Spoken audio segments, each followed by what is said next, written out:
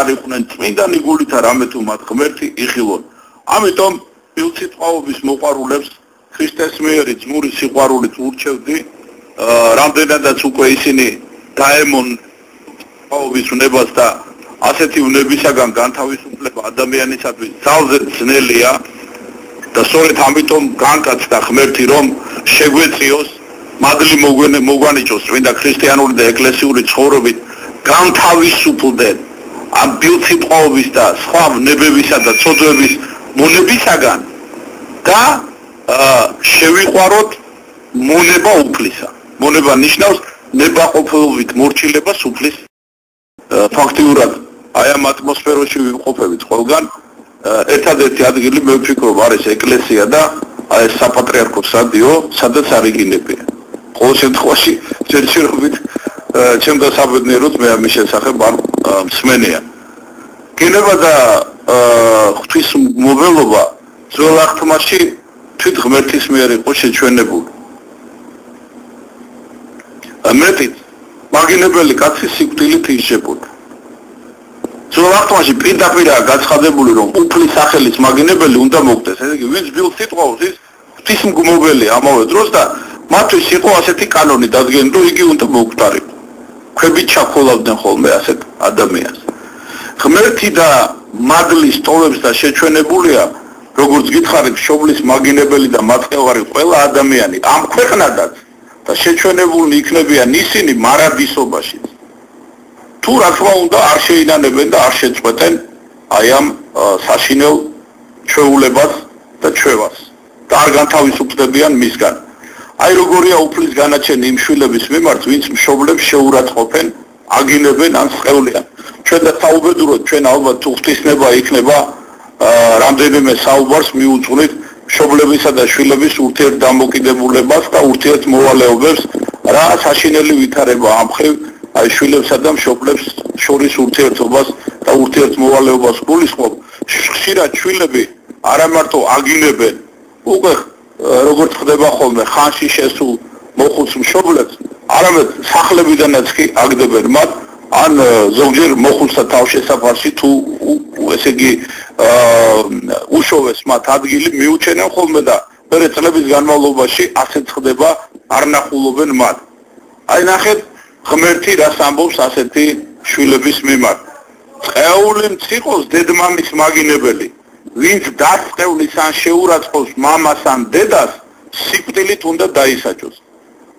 ეს იყო ძველ აღთქმაში და ახალ აღთქმაში ბუნებრივია ადამიანი რომელიც თავის მშობელ დედას და თავის მამას აგინებს ის სულიერად მკვდარია და სულიერი სიკვდილი უფრო დიდი საშინელებაა ვიდრე ფიზიკური სიკვდილი მოგეხსენებათ. ხოლო პირიქით დედმამის პატივისცემელ შვილებს ღვთისაგან ხანგრძლივი სიცოცხლე და ყოველნაირი სიკეთე აქვს აღთქმული უკვე ამ ქვეყნად. გაიხსენეთ ამასთან დაკავშირებით მეხუთე საფრთხო მცნება.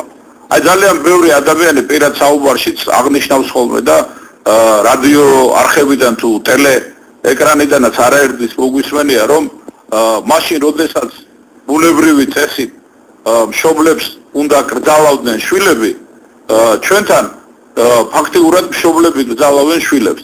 ერთ-ერთი ამის მიზეზი და არა ერთადერთი მიზეზი არის სწორედ ის რომ შვილებს ჯერ ვერ გაუცნობიერებიათ კარგად რაც ნიშნავს მეხუთე მცნების დარღვევა. რომ თუ შენ პატივს სცემ დედასა და მამას, ღმერთმა მარტო ასე კი არ გვითხრა, თქვა პატივი ეცი დედას და მამას. და დაამთავრა. აი თქვა როგორც არა კაცკლა, არა იმრუშო, ხომ? არა იპარო. არა, ნახეთ როგორ არის აქ პატივი ეცი დედას და მამას. და იქვე საზღაურსაც პირდება, ჯილდოს პირდება ადამიანს. თუ გინდა შენ ჩვენი საერო დღევანდელი სიტყვებით რომ თქვა ხანგრძლივი სიცოცხლე და ყოველი სიკეთე ქონდეს როგორც სულიერი ისე ნივთიერი. მაშასადამე სიცოცხლის ხანგრძლივობის თითოეული ჩვენთაგანი სიცოცხლის ხანგრძლივობის ერთ-ერთი აუცილებელი წინაპირობა არის პატივისცემა, მოკრძალება, სიყვარული და მსახურება ჩვენი მშობლების მიმართ. და გამომდინარე აქედან ჩვენ შეგვიძლია გავაკეთოთ ლოგიკური დასკვნა რომ შვილები რომლებიც პატივს არცემენ თავის მშობლებს ბუნებრივია უკვე სასჯელს იმზადებენ საკუთარ თავს უარს ამბობენ ხანგრძლივ სიცოცხლეზე. ასევე უარს ამბობენ როგორც სულიერ, ისე ნივთიერ სიკეთეზე. ასეთ შვილებს შესაძლებელია ნივთიერი სიკეთე ჰქონდეთ, ფუფუნებასა და განცხრომაშიც კი ცხოვრობდნენ, მაგრამ ფუფუნება და განცხრომა ამ ქვეყნად არ არის ის, რაც ადამიანს აცხონებს. და ასეთ ადამიანებს ყოველთვის უნდა გვახსოვდეს, რომ ჩვენ ამ ქვეყნად დროებითი ქსაურები ვარ და არა მარადიული მკვიდრნი, რომ ჩვენ იმდენად დედამიწას კი არ ვეკუთვნით, არამედ ზეცას. საითქენაც ავუპრობთ ხოლმე სასუწარკვეთილებისა თუ მწუხარების დროს, ან მადლიერების ნიშნად რაიმე სიკეთის გამო უფლის მიმართ და ვევედრებით მას. მამაო ჩვენო, რომელი ხარ ცათაშინა. ზეციური სასუფეველი, ეს არის ის ჩვენი მარადიული სამშობლო, რომლისთვისაც უნდა ვემზადებოდეთ ჩვენ უკვე ამ ქვეყნად. თუნდაც ყველა მცნებას ადამიანი ასრულებდეს ზედმიწევნით და სრულყოფილად ამ ერთი მცნების შეუსრულებლობის გამო იგი არ ცხონდება. ადამიანმა უპირველეს ყოვლისა ამისთვის უნდა იმოღვაწეოს, იზრუნოს და იღვაწოს საკუთარი სულის ცხონებისათვის. მოგეხსენებათ, რომ ბიბლიის, ანუ წმინდა წერილის ყოველი სიტყვა წმინდა და ჩვენი სიტყვაც უნდა იყოს წმინდა. და უნდა ვეცადოთ ერთგვარად დამოწვრა გამოვდის, მაგრამ მე ამას ვიმართავ ჩვენზე უმცროსი თაობის წარმომადგენლებს, ჩვენ შვილებსა და შვილიშვილებს, რომ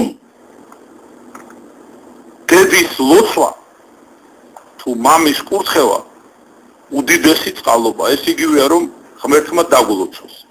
ხოლო მშობლის შეჩვენება და წყევლა შვილის, აი როდესაც შეაჩვენებენ ხოლმე თავიანთ შვილებს, წყეული მციყავ, იგივეა, რომ ღმერთმა შეაჩვენოს.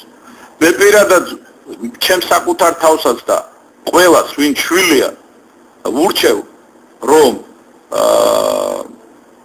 ისე ვიცხოვრო, სულ ლოცვა კურთხევას ვიმსახურებდეთ ჩვენი მშობლებისაგან და ამით მათსა და წყალობას ვიმრავლებდეთ და ამავე დროს მე მინდა იმ მშობლებს უთხრა, ვისაც დაუწყევლია თავისი შვილი და შესაძლოა ასეთები გვისმენენ, სანამ თქვენი წყევლისაგან არ განთავისუფლდება, ანუ კრულებისაგან არ განთავისუფლდება თქვენი შვილი, თქვენ შვილზე ღვთის კურთხევა ვერ გადავა და აი თქვენივე სიტყვებით რომ თქვა, ხელი არაფერში არ მოემართება.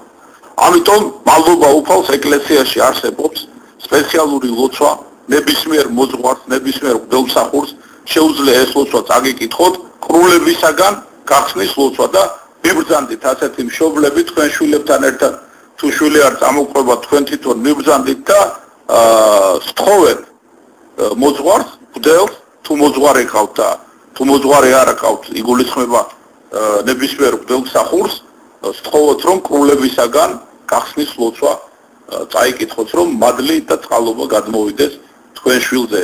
წინააღმდეგ შემთხვევაში თუ თქვენი შვილი დაიჯება, განა თქვენი სასჯელი არ იქნება, ეს ყველაზე უარესი, რაც კი შეიძლება მშობლის ცხოვრებაში მოხდეს. აი ეს შემეძლო მეთქვა თქვენს შეკითხვასთან დაკავშირებით.